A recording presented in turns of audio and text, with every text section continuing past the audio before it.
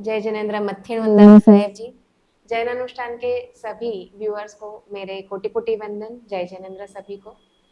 आज एक बहुत ही बढ़िया विषय लेके हम लोग आए हुए हैं, जिसमें वास्तु दर्शन और एस्ट्रोलॉजी, साथ में कलर थेरेपी के लिए और जैसे कि गर्भ संस्करण के लिए भी हमने कुछ एरियाज कवर किए। मेरा जो सब्जेक्ट है उससे कंसर्न में रखते हुए अगर मेरे क्वेश्चंस मैं आपको पूछ सकूं साहिब जी, अगर आपकी इसके लिए मुझे परमिशन हो। मेरा क्वेश्चन ये है कि जैनिज्म में जैसे एस्ट्रोलॉजी वर्क करता है, तो एस्ट्रोलॉजी या तो नक्षत्र और ग्रह का एक्चुअल क्या ઇમ્પેક્ટ રહેતા है? નક્ષત્ર અને ગ્રહનું જૈનિઝમની અંદર શું મહત્વ છે અને એ કેવી રીતે વર્ક કરે છે? ગ્રહ અને નક્ષત્ર એ જૈનિઝમની અંદરમાં શું વર્ક કરે છે એ તમારો સવાલ છે, પણ એકચ્યુઅલી માનવ જીવનની અંદરમાં જ વર્ક કરે છે. પરંતુ આપણી જૈનિઝમ સિસ્ટમની આપણને બધાને ખબર છે કે કર્મ થિયરી ઉપર જ આપણે ચાલીએ છીએ. પણ ગ્રહો પણ આપણે જ્યારે જન્મ્યા છીએ ત્યારે આપણા જન્મના ગ્રહો છે એ આપણા કર્મ પ્રમાણે જ આપણને મળ્યા છે. અને પછી જ્યારે ગ્રહોનો ચરાચર ભ્રમણ હોય છે એના ઉપર આપણને ખબર પડે છે કે આ ગ્રહના કારણે આપણે આ થયું. જેમ કે મેં સંન્યાસ લીધો અથવા મેં દીક્ષા લીધી, તો હું એવું એની સાથે કનેક્ટ કરી શકું છું કે મારો શનિ આવી આવી અવસ્થામાં હતો એટલા માટે મેં દીક્ષા લીધી, અથવા તો મારો શુક્ર આવી રીતનો હતો એટલા માટે મેં દીક્ષા લીધી. તો દરેક વ્યક્તિના જીવનની અંદરમાં ગ્રહ એટલે કે આ સ્ટાર પણ એટલો જ ભાગ ભજવે છે જીવનની સાથે સાથે. એમાં એવું નથી કે આ ધર્મની અંદરમાં નથી, એવું નથી. આપણે જંબુદ્દીન પ્રજ્ઞપ્તિ, સૂર્ય પ્રજ્ઞપ્તિની અંદરમાં આ બધી વસ્તુ બતાવેલી છે. બિલકુલ, એટલા માટે જ ખાસ આ પ્રશ્ન પૂછ્યો હતો, કારણ કે આની અંદર પણ બે ઓપિનિયન્સ હોય છે.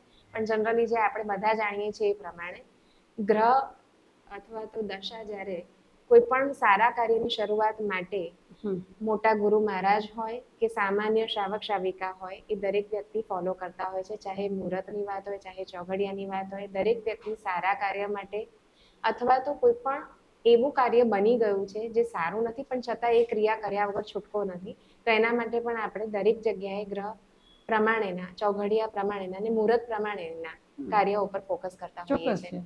એટલે ખાસ જૈનિઝમ હોય કે કોઈ પણ, જૈનિઝમને તો આ માત્ર એક અત્યારે સબ્જેક્ટ તરીકે લીધો, સબ્જેક્ટ પણ ન કહી શકાય, પણ એક પ્રશ્ન તરીકે લીધેલો હતો. એટલે જૈનમાં પણ આપણે કરીએ છીએ ને, બિલકુલ દીક્ષાનું હોય તો મુહૂર્ત જોઈએ છે, શિલાન્યાસ કરવાનો હોય તો મુહૂર્ત જોઈએ છે, જિનાલય બનાવવાનું હોય તો મુહૂર્ત જોઈએ છે, બારસાક મૂકવાની હોય તો મુહૂર્ત જોઈએ છે, ઉપાશ્રય બનાવવાનો હોય તો મુહૂર્ત જોઈએ છે, સંઘ કાઢવાનો હોય તો મુહૂર્ત જોઈએ છે, ઉદ્ધાન કરવાના હોય તો મુહૂર્ત જોઈએ છે.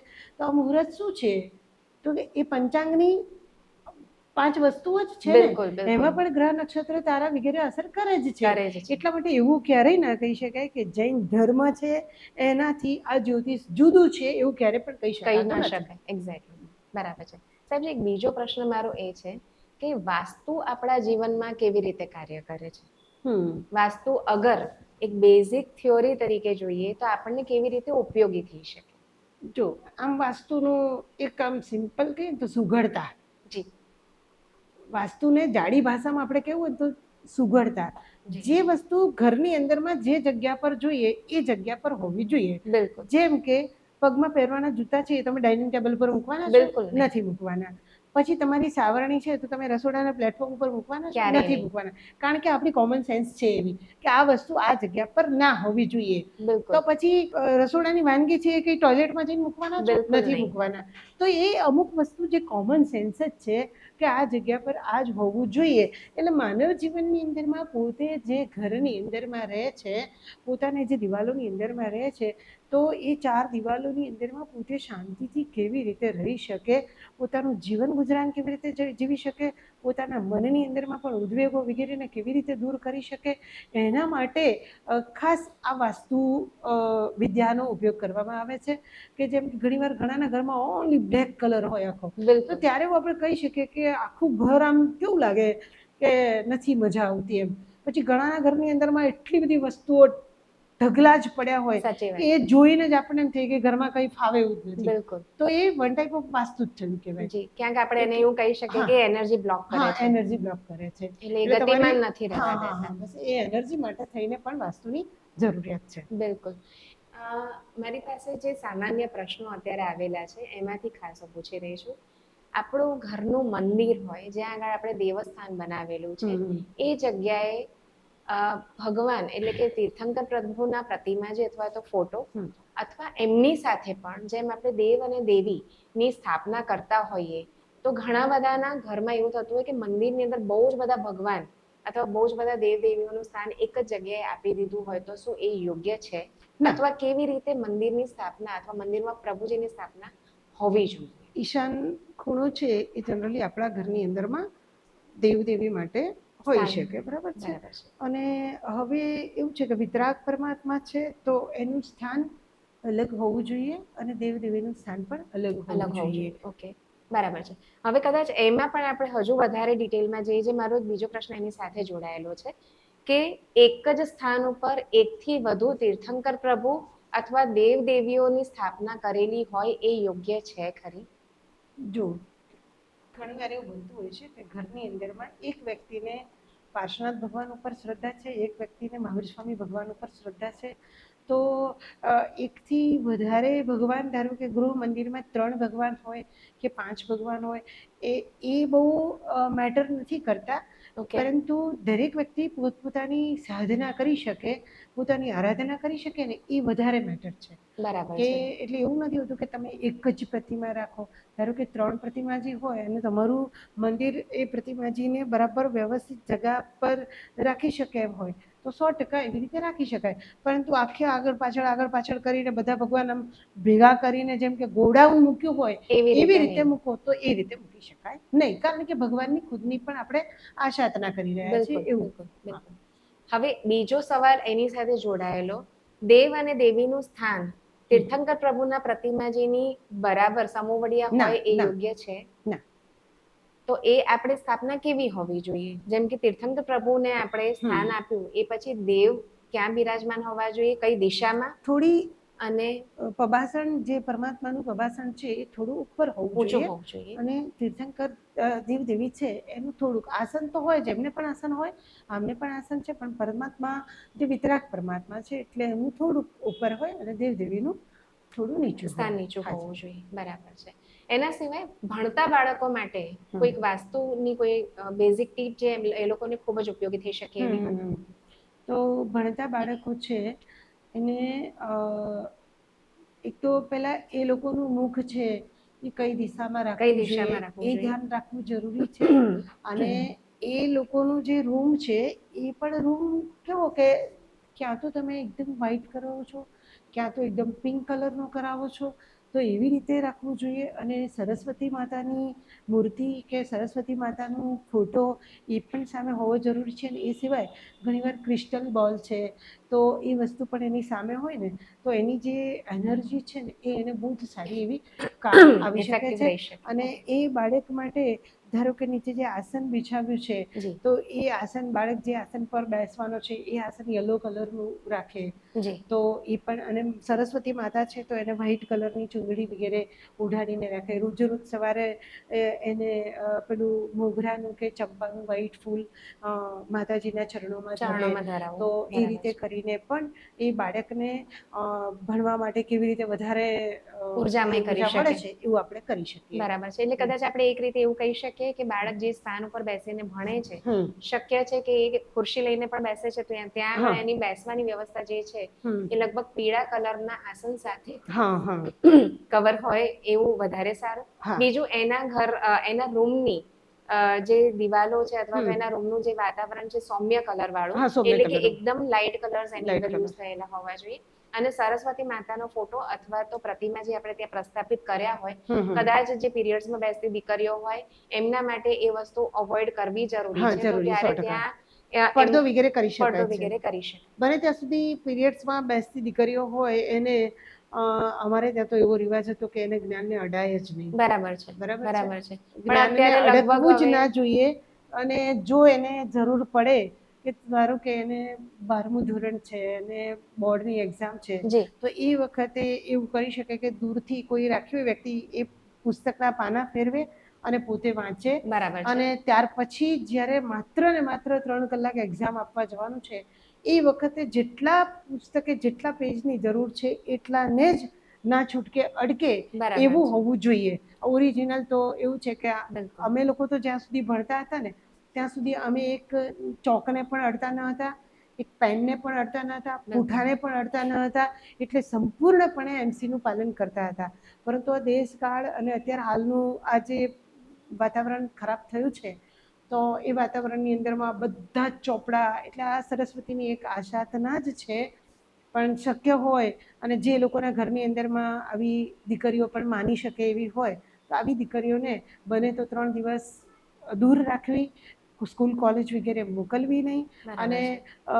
કદાચ ઘેરને ઘેર ભણવાનું બને તો ઘેરને ઘેર ભણાવવી અને બિલકુલ. બાકીના એ સમયની અંદરમાં જેને વાંચવાની જરૂર હોય ત્યારે આ પુસ્તક બીજું કોઈ ખોલી આપે અને એ પોતે વાંચે, વાંચી આવું શકે. હોવું જરૂરી છે. બરાબર છે. બરાબર છે સાહેબ, એકદમ ક્લિયર થઈ ગયું છે. હમ. અને એ વાત બહુ જ સાચી છે કે જૂના જમાનાથી પીરિયડ્સના સમયમાં કોઈ પણ પ્રકારના જ્ઞાનની વિરાધના ન થાય એનું ખાસ ધ્યાન રાખવામાં આવતું હતું.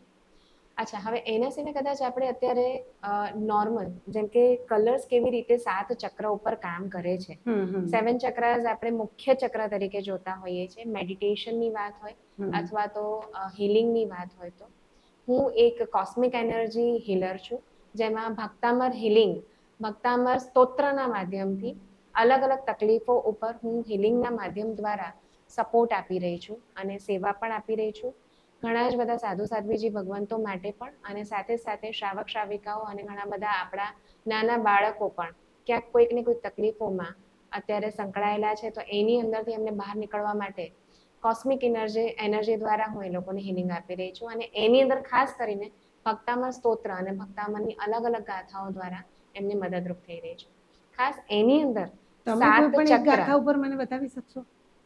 હા, કોઈ પણ એક ગાથા ઉપર હીલિંગ તમે કેવી રીતે કરાવો છો? જેમ કે કોઈ બાળક બીમાર છે, જી, કંઈ પણ પેટની તકલીફ છે, સમજો ને, એક તો એ સામાન્ય વખતે કદાચ કોઈ પણ એક કોમન આસ્પેક્ટ લઈને ચાલીએ અને ભક્તામનની પહેલા નંબરની ગાથા છે એની સાથે રિદ્ધિ અને મંત્ર જોડાયેલો છે. તો ભક્તામનની ભક્તામનની ગાથા દ્વારા દરેક ચક્ર ઉપર, એટલે આપણા જે મુખ્ય 7 ચક્ર જેમાં મૂળાધાર ચક્રથી શરૂ થાય, સ્વાધિષ્ઠાન ચક્ર છે, મણિપુર ચક્ર છે, અનાહત ચક્ર છે, વિશુદ્ધ ચક્ર છે, આજ્ઞા ચક્ર છે અને સહસ્ત્રા ચક્ર છે. આ 7 ચક્રો ઉપર ભક્તામનની ગાથા, રિદ્ધિ અને મંત્ર એક સાથે બોલી અને એના દ્વારા હિલિંગની આખી પ્રોસેસ, હિલિંગની પ્રોસેસમાં પણ જેમ કે એક પ્રેયર થતી હોય, પ્રેયર સિવાય એની આખી ક્રિયાની અંદર જેમ કે નવકાર મંત્રના શ્લોક, એના પછી સંકલ્પ કેવી રીતે ધારણા કરી શકાય, સંકલ્પ મુદ્રા કેવી રીતે બનાવાય, એ સંકલ્પ મુદ્રા કેવી રીતે વર્ક કરશે, એની સાથે આદિશ્વર દાદાના મંત્રોચ્ચાર દ્વારા આખી ક્રિયા અને પછી 7 ચક્ર ઉપર ભક્તામનની ગાથા, રિદ્ધિ અને મંત્ર દ્વારા આખી ક્રિયા થતી હોય છે. જ્યારે પણ રિદ્ધિ અને મતલબ ગાથા, રિદ્ધિ અને મંત્ર બોલાતા હોય છે ત્યારે હાથની જે પોસ્ચર રહેતું હોય, જ્યારે હું પોતે હિલિંગ આપતી હોઉં ત્યારે એ પહેલા તો એક નોર્મલ આપણે જે મૂવિંગ કન્ડિશન કહી શકાય એ રીતે હોય અને પછી એની સાથે એક ધક્કો મારતી પોસ્ચર કહી શકાય. એટલે 5 વખત આપણો હાથ સીધો ફરી રહ્યો છે અને એની સાથે 5 વખત આપણો હાથ એક ધક્કો આપી રહ્યો છે. એટલે નેગેટિવિટી, એ નેગેટિવ ફોર્સને ધકેલી રહ્યો છે. એ રીતે આખી ક્રિયા કરતા હોઈએ છીએ. એટલે આ 7 ચક્ર ઉપર આપણી ભક્તામનની ગાથા, રિદ્ધિ અને મંત્ર દ્વારા આખી ક્રિયા આવી રીતે આપણે પણ દરેક રોગ માટે દરેક ગાથા જુદી જુદી હશે? અલગ અલગ રોગો માટે અલગ અલગ ગાથાઓ છે. એ ગાથાઓનું એક આખું આપણે એનું લિટરેચર બનાવેલું છે. કઈ ગાથા કયા રોગ માટે, મતલબ કઈ તકલીફ માટે ઉપયોગી થઈ શકે. જેમ કે અત્યારે સૌથી મોસ્ટ કોમન કદાચ જોઈ શકાય જૈનિઝમની અંદર અથવા એમને પણ અત્યારના ખાદ્ય ખોરાક અને વાતાવરણને કારણે દીકરીઓને પ્રેગ્નન્સી રહેવામાં જેમ કે તકલીફ થાય છે, તો ગાથા નંબર 20, ભક્તામનની ગાથા નંબર 20 દ્વારા આપણે કાર્યશીલ છીએ અત્યારે અને પ્રેગ્નન્સીને જેને રહેવામાં તકલીફ પડી રહી છે એમને ત્યાં આગળ આપણે ઉપયોગી થઈ શકીએ છીએ. મોટામાં મોટા જે રોગો, જે એમ કહેવાય કે મહાવિનાશકારી રોગો, એટલે કે ક્યાંક ને ક્યાંક ખૂબ જ તકલીફ આપી અને જે રોગો આપણને મતલબ આપણું શરીર ખોખલું કરી નાખે છે, એના માટેની હિલિંગ માટે ખાસ કરીને ભક્તામનની 41 નંબરની ગાથા ઉદ્ભૂત ભીષણ જલોદર ભાર ભુગ્ના દ્વારા કાર્યશીલ છીએ. ભણતા બાળકો માટે અથવા તો જે લોકોને માનસિક તકલીફો છે, જે લોકો ડિપ્રેશનમાં રહે છે અથવા તો વધુ સમય કોઈ પણ વસ્તુ યાદ રાખવામાં લાગતું હોય એટલે યાદ શક્તિ જેની કદાચ કમજોર છે એમના માટે ભક્તામની 6 નંબરની ગાથા દ્વારા જે લોકોને અતિશય સ્કિનના અલગ અલગ પ્રકારના રોગો છે અને એની અંદર એ લોકો અતિશય પીડા પણ જોઈ રહ્યા છે અથવા લાંબા સમયની આ તકલીફો કહી શકાય સ્કિનની જે તકલીફો રહેતી હોય એને ભક્તામની 31 નંબરની ગાથા દ્વારા એવી જ રીતે જે લોકોને કદાચ ઇકોનોમિકલી કન્ડિશન વીક છે, આ વાત થઈ ગઈ સંસારિક, તો એમાં જે લોકોની ઇકોનોમિકલી કન્ડિશન વીક છે એમને ભક્તામની 26 નંબરની ગાથા દ્વારા એવી દરેક અલગ અલગ ગાથાઓ અલગ અલગ તકલીફો માટે ઉપયોગમાં રહેતી હોય.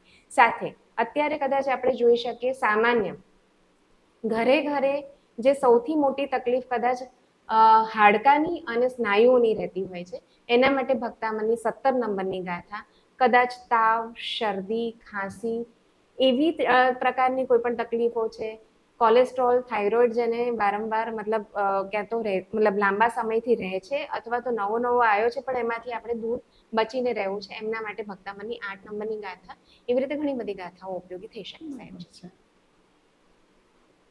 તમે હિલિંગ માટે ઘેર બેઠા હિલિંગ આપી શકો છો કે વ્યક્તિને પાસે જ જવું પડે છે? હું બંને રીતે આપું છું. વ્યક્તિની પાસે જ્યાં આગળ ખૂબ જ જરૂરિયાત હોય અને એમની પોતાની પણ આ વસ્તુની રિક્વાયરમેન્ટ હોય કે હું ત્યાં આગળ જઈ અને એમને હિલિંગ રૂબરૂમાં આપું, ત્યાં આગળ હું જાતે જઈને પણ એમને હિલિંગ આપું છું અને જનરલી જે અમે લોકો પ્રોસેસ કરીએ છીએ વિડીયો કોલ દ્વારા ઘરેથી આખી હિલિંગની પ્રોસેસ કરતા હોઈએ છીએ સાહેબ.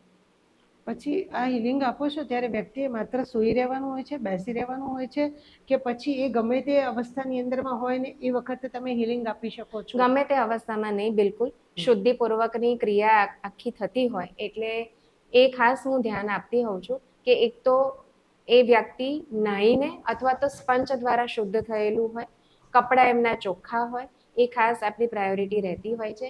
અતિશય તકલીફમાં જે વ્યક્તિ છે એને પોતાના શરીરની કોઈ શુદ્ધિ હોતી નથી, એવા સમયે આપણે હિલિંગની ક્રિયા કરીએ છીએ 100%, પણ એની જે પ્રોસેસ હોય છે પ્રોસેસમાં થોડુંક ડિફરન્સ આવી જતું હોય છે. તમે આ હિલિંગ કરાવો છો એનાથી તમારી પાસે એવો રેકોર્ડ છે કે એવા કેટલા જણા છે કે જેને ખરેખર કઈ તકલીફ હોય ને એમાંથી બહાર નીકળી ગયા હોય, કેટલા સમયમાં બહાર નીકળી શક્યા હોય? 100% એનો ઘણો મોટો રેકોર્ડ છે. લગભગ 600 જેટલા લોકોનો આપણે રેકોર્ડ બનાવેલો છે. ઓનલાઈન આપણે જૈન અનુષ્ઠાનની વેબસાઇટ ઉપર પણ મૂકેલો છે અને અત્યારે પણ સતત એની આખી ક્રિયા ચાલી રહી છે. જે લોકોના રેકોર્ડ્સ આપણને મળી રહ્યા છે, ફીડબેક આવી રહ્યા છે કે હું આ તકલીફમાંથી આટલા લેવલ સુધી, ઘણી તકલીફો એવી હોય છે સાહેબજી જે લાંબા સમય સુધી હિલિંગ લેવાથી ક્યોર થાય, સમય ઘણો લાંબો એ લોકો ઓલરેડી ફેસ કરી ચૂક્યા હોય છે. એ કારણથી ઘણી તકલીફો એવી હોય છે જે ટૂંકા સમયમાં પણ તમને બહાર કાઢી દે. તો દરેકના અલગ અલગ પણ બિલકુલ એની હિલિંગની ફીડબેક આપણી પાસે ઘણા જ બધા ભેગા થયેલા છે સાહેબ. એક વખત ધારો કે તમે હિલિંગ આપો છો, પછી વ્યક્તિને પોતાને જ તમે કોઈ વસ્તુ શીખવાડી દીધી છે કે આ ગાથા છે, તો એ ગાથા કરીને એ વ્યક્તિ પોતે જાતે હિલિંગ કરી શકે છે, એવું ખરું? બિલકુલ. જેમ આપણે કહીએ છીએ કે પાઠશાળા અથવા સ્કૂલનું એક મહત્વ હોય છે કે તમે બેઝિક પ્રોસેસ અગર શીખેલા છો, એનું પણ એક પ્રોસેસ બનાવેલું છે કે તમે એ પ્રોસેસ થ્રુ અગર આખી ક્રિયા કરો છો. ભક્તામાં દરરોજ ગણવા વાળા અસંખ્ય લોકો છે. રિઝલ્ટ કેમ નથી મળતું, જે હમણાં તમે થોડી વાર પહેલા સમજાવ્યું તે પ્રમાણે કે એની પણ એક સંકલ્પની ક્રિયા હોય છે. એ ક્રિયાને આપણે એક પ્રોસેસના ફોર્મમાં બનાવ્યું છે અને એમાં પણ દરેક વ્યક્તિ પોતપોતાની રીતે એને ફોલો 100% કરી શકે, પણ એનું માધ્યમ એક બેઝિક સ્ટ્રક્ચર જે છે કોમન છે બધા માટે. અગર એ શીખેલા વ્યક્તિ છે તો પોતે પણ એ લોકો પોતાનું પણ હિલિંગ કરી શકે અને બીજાને પણ હિલિંગમાં મદદરૂપ થઈ શકે સાહેબ. પ્રેગ્નેન્ટ લેડી હોય તો એના માટે તમે કઈ ગાથા દ્વારા એને હિલિંગ આપો છો?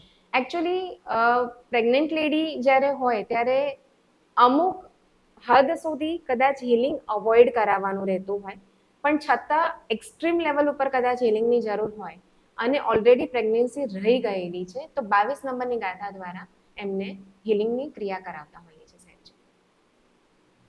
કોઈ વખત એવી ખબર પડે કે અંદરનું બાળક છે એ બ્રેઇન ડેડ છે અથવા તો અંદર જે બાળક છે એને કોઈક તકલીફ છે એવો ડૉક્ટરી કોઈ રિપોર્ટ આવ્યો હોય, તો એ ખબર પડ્યા પછી આપણે હિલિંગ દ્વારા એને કંઈ સુધારો કરી શકીએ એવું કોઈ દાખલો કે એવું કંઈ બન્યું છે ખરું? ના, અગર હું અત્યાર સુધીની વાત કરું તો મારી હિલિંગ જર્નીની અંદર અત્યાર સુધીમાં મારી પાસે એવો કોઈ કેસ આવ્યો નથી, એટલે કોઈ એની અંદર હું ખોટી આશા ના આપી શકું. પણ હા, કદાચ ક્યારેક એવી કોઈ મતલબ એવી કોઈ રિક્વાયરમેન્ટ ઊભી થાય તો એને કેવી રીતે વર્કઆઉટ કરી શકાય એ પીએચડી થયેલા ડોક્ટર દ્વારા જ આપણે એના સોલ્યુશન્સ તરફ આગળ વધી હા, શકીએ, એવું કોઈ બની ખોટી શકે. આશા સાથે નહીં. હા, એવું બની શકે કે કોઈ માતાનું પહેલું ચાઇલ્ડ છે એ બ્રેન્ડેડ આવેલું છે, તો ડૉક્ટર લોકો એવું કહેતા હોય છે કે બની શકે કે બીજું ચાઇલ્ડ પણ એવું Branded. આવી હા, શકે. એ હા, તો બરાબર છે. એના માટે પ્રિકોશન લેવા પડતા હોય છે કે એડવાન્સ પ્રિકોશન, કે નવું ચાઇલ્ડ પ્લાન જેને કરવું છે તો એનું બીજું ચાઇલ્ડ છે એ સેમ આગળના ચાઇલ્ડ જેવું ના આવે, એના માટેનું હિલિંગ તમે કરાવી શકો છો. સાયન્ટિફિક વેમાં અગર આપણે જોઈએ તો જેનેટિક ઇશ્યુઝ જે હોય એ જનરલ રહેતા હોય, પણ છતાં પણ આપણે એવા ઘણા બધા કેસીસ જોઈએ છે જે સતત કદાચ વારસાગત રીતે મળેલા હોય છતાં પણ એની અંદરથી આપણે ઘણા આપણા જ મંત્રોચ્ચાર દ્વારા એમાંથી આપણે બહાર આવી શક્યા હોય. તો પ્રયત્ન 100% કરી શકાય. કોને કેટલી ઇફેક્ટ થઈ શકે દરેકની પોતપોતાની શ્રદ્ધા અને ક્રિયાની અંદર પોતાનું એકદમ એમ કહેવાય ને કે 100% આપીને જો એ વ્યક્તિ ચાલતું હોય તો એની અંદર પણ રિઝલ્ટ મળી શકે છે. સરસ. દરેક ક્રિયાની પોતપોતાની અસર દરેક વ્યક્તિ ઉપર અલગ અલગ હોય છે સાહેબજી. આજે તમે પણ કોઈ ક્રિયા કરતા હશો ને તમારી સાથે જેટલા પણ તમારા કદાચ એમ કહેવાય કે શિષ્ય હશે કે તમારા પણ જે વૃદ્ધ આચાર્ય ગુરુ ભગવાન તમારી સાથે છે, તો એમની ક્રિયા અને તમે જે ક્રિયા કરો છો કે તમારા શિષ્ય જે કરે છે એમાં પણ દરેકને અલગ અલગ અસર મળે. તો એવી જ રીતે આની અંદર પણ હિલિંગના માધ્યમથી જ્યારે આપણે કોઈ પણ ક્રિયા કરીએ છીએ તો એમાં દરેક વ્યક્તિ ઉપરની એની અસર અલગ અલગ હોઈ શકે છે. વ્યક્તિની ક્ષમતા ઉપર ડિપેન્ડ હોય. બિલકુલ બિલકુલ, કારણ કે એની અંદર ખાલી એક ફેક્ટર કામ નથી કરતું, તમારો શારીરિક બાંધો, માનસિક તમારી તૈયારી, તમારી ફિઝિકલ સ્ટ્રેન્થ એટલે ઇનર ફિઝિકલ સ્ટ્રેન્થની અગર આપણે વાત કરીએ તો એ પણ, તમારી ઓરા કેટલી ક્લીન છે, તમે કોઈ પણ વસ્તુને કન્સેપ્ચ્યુઅલી કેટલી ઇઝી વેમાં સ્વીકારી શકો છો, એ બધી વસ્તુઓ એની ઉપર કામ. બરાબર છે. મારો એક ક્વેશ્ચન ખાસ જે મહત્વનો મારે આની સાથે જોડાયેલો છે, 7 ચક્ર જે આપણે મુખ્ય કહીએ છીએ આપણા બોડીના, એ 7 ચક્રની ઉપર કલર કેવી રીતે વર્ક કરે છે, ખાસ એની સમજણ એટલા માટે આપવી છે કારણ કે દરેક કલરનો પોતપોતાનો મહિમા છે. જેમ તમે હમણાં સમજાવ્યું એ પ્રમાણે કે બાળકોનો રૂમનો કલર સૌમ્ય હોવો જોઈએ કે જેથી બાળક પીસફુલી એની ઉપર ફોકસ કરી શકે. એટલે એક સામાન્ય રીતે કદાચ આપણે જોઈએ તો મેડિટેશન, યોગ ક્રિયા, સાધના કે સ્ટડીઝના કન્સર્નથી સ્ટડી પણ એક પ્રકારની સાધના જ છે. તો એના માટે જ્યારે આપણે સૌમ્ય કલર તરીકે સફેદ રંગની પસંદગી કરીએ છીએ તો આપણા 7 ચક્ર ઉપર કયા કયા કલર કેવી રીતે અસર કરે છે અને એનો ખરેખર આપણા જીવનની અંદર કેવી રીતે એનો ઉપયોગ હોવો જોઈએ. અચ્છા, સૌથી પહેલા હું તમને એક વાત કહીશ કે જનરલી તમારા જેવા વિચાર હોય ને ચાલુ, એ પ્રમાણેનો કલર તમને સામે દેખાય. જેમ કે આંખ બંધ કરી છે તો આપણા જે આંખના પોપચા છે ને એની સામે કોઈને કોઈ કલર આવી રહ્યા છે, કોઈને કોઈ કલર. આમ જનરલી આપણે એવું કે નવકાર મંત્ર આપણે ગણીએ છીએ તો ઓમ રીમ નમો અરિહંતાણ બોલીએ, એ વખતે આપણને માત્ર ને માત્ર અરિહંત પરમાત્માનું સફેદ વર્ણ એ આપણે અહીંયા અનુભવ કરી શકવા જોઈએ અને એ આપણને દેખાવો જોઈએ. તો એ ત્યારે આપણે નવકારની અંદરમાં ઓળઘોળ થયા છીએ એવું આપણે કહી શકીએ. તો આ 7 ચક્રો બેલેન્સમાં કરવા માટે સૌથી પહેલા તમે આંખને બંધ કરી અને સૌથી પહેલા કોઈ પણ ચક્રનો એકે વર્ણ લેવાનો નથી, માત્ર ને માત્ર સફેદ કલર ઉપર તમે ધ્યાન કેન્દ્રિત કરી રહ્યા છો અને સફેદ કલર તમને અનુભવાય છે તો શાંતિ અનુભવાય છે, એ 100%ની વાત છે. એટલે બધા જ ચક્રોના કલરને વિચારવા કરતા માત્ર ને માત્ર એક સફેદ કલરને જ ધ્યાનમાં રાખશો તો સફેદ ઉપર કંઈ પણ ચિત્રામણ થઈ શકશે. બિલકુલ સફેદ ઉપર તમે કંઈ પણ કલર કરી શકશો, પણ જ્યારે તમને અંદર રાખોડી જ કલર દેખાયા કરે છે, બ્લેક કલર જ આમ ફીલ થયા કરે છે તો સમજી લેવાનું કે વિચારોના વંટોળો અંદર ચાલુ જ છે. એટલે એ પહેલા વંટોળને શાંત કરો.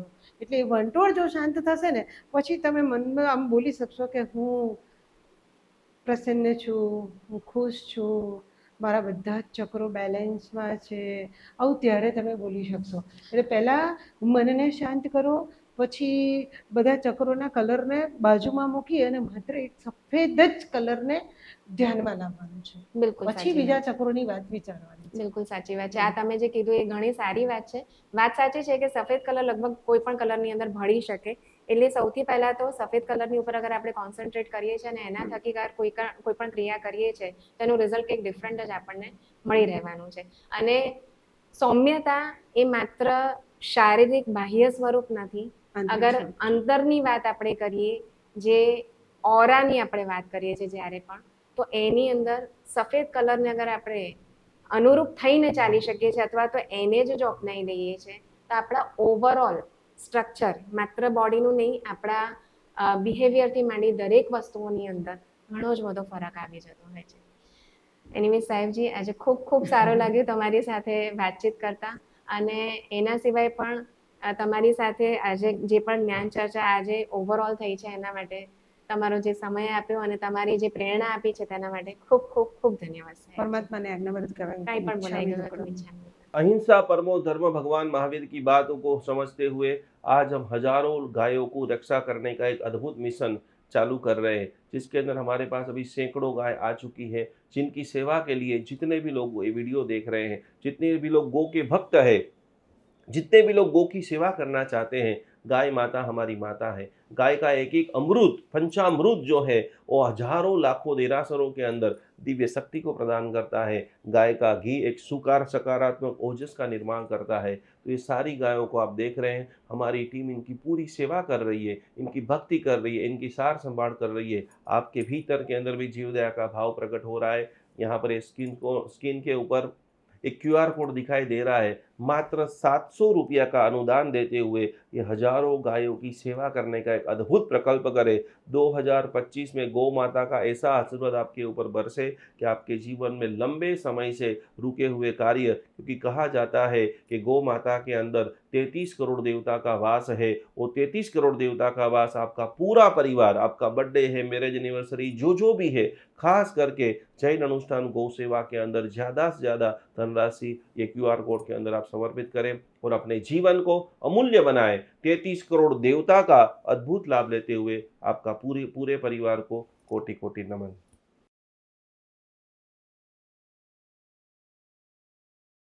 जीवन के अंदर एक पल्ले के अंदर जैन धर्म की सारी बातें, सामायिक प्रतिक्रमण, पूजा पाठ सब कुछ रख दीजिए और दूसरे पल्ले के अंदर आप रखिए साधर्मिक की भक्ति। अभी हमारे पास 500 से भी ज़्यादा जैन भाई बहन वृद्धाश्रम के अंदर अवेलेबल है। 3 जगह के ऊपर जैन अनुष्ठान जुड़ा हुआ है। आप ये देख रहे हैं, प्रत्येक माता पिता को हम लोग पूरी तरह से सेवा, भक्ति, व्यावस समर्पण कर रहे हैं। ये सारे वृद्ध जैन है, ये सारे वृद्ध जो है किसी न किसी इनके बेटा जो है विदेश में चला गया है या तो किसी को पुत्र नहीं है, उन सभी की जिम्मेदारी, उन सभी की सेवा करने का सद्भाग्य जैन अनुष्ठान को मिला है। तो आप भी आपके घर पे ऊपर बैठे बैठे इन सभी वृद्धों को भोजन करना चाहते हो, वस्त्र देना चाहते हो, व्हीलचेयर देना चाहते हो, एक छोटी सी धनराशि, एक छोटा सा समर्पण, मात्र 1111 रुपया समर्पण करते हुए ये सभी वृद्धों की सेवा का अनमोल लाभ आप घर बैठे प्राप्त कर सकते हो। सभी की सेवा कर सकते हो, सभी का ब्लेसिंग प्राप्त कर सकते हो। तो जरूर जरूर जरूर हमारे सारे जैनियों को सेवा करने का अप्रतिम मौका जैन अनुष्ठान आपको दे रहा है। इस QR कोड में ज़्यादा से ज़्यादा सहयोग राशि को भेजते हुए ये अनुभव लाभ को आज ही आप सभी लोग प्राप्त करें।